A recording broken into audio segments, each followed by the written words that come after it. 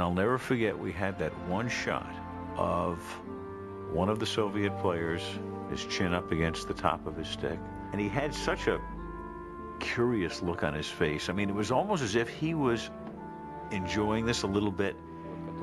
We won so often that we no longer felt the thrill that the Americans showed. On one hand, it was great to see their emotions, but for us, it was very bitter. Since the game didn't air on live television in the Soviet Union either, it wasn't until Saturday morning that Soviet hockey fans heard the stunning news. When the word got out that the Soviets lost and the game was shown in replay, nobody believed in that. First of all, it's lost to the Americans. Second of all, it's lost to the Americans on American soil. And then, which is the most embarrassing, you lose to the college guys.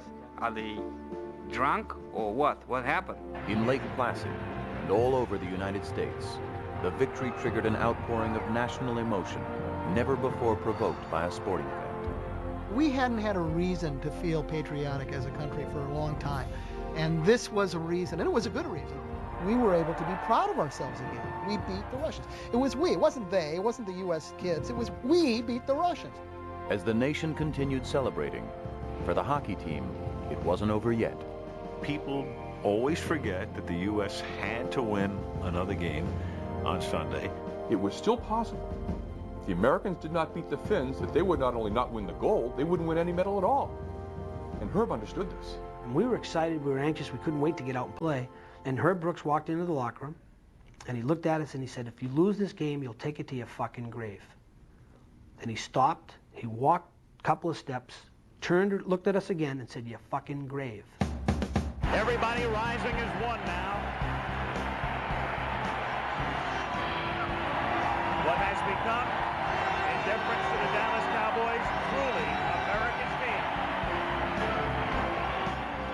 It just was electricity going through my body. It's like, this is it. I mean, the crowd sensed it, we sensed it. And here we go with a chant which has become so familiar all week. USA, USA. And something else became familiar. Once again, the Americans would have to come from behind. It comes toward the point and deflected in, out in front by Mikko Leinonen. Suddenly, the Americans fall behind. After 2 periods, they're behind 2-1. We're going to win the greatest game of all time and lose to a bunch of friggin' Finns? Before the third period, the 20 American kids who had come together as strangers 7 months earlier, with a dream to win any medal, decided to use their last 20 minutes as a team to take the gold.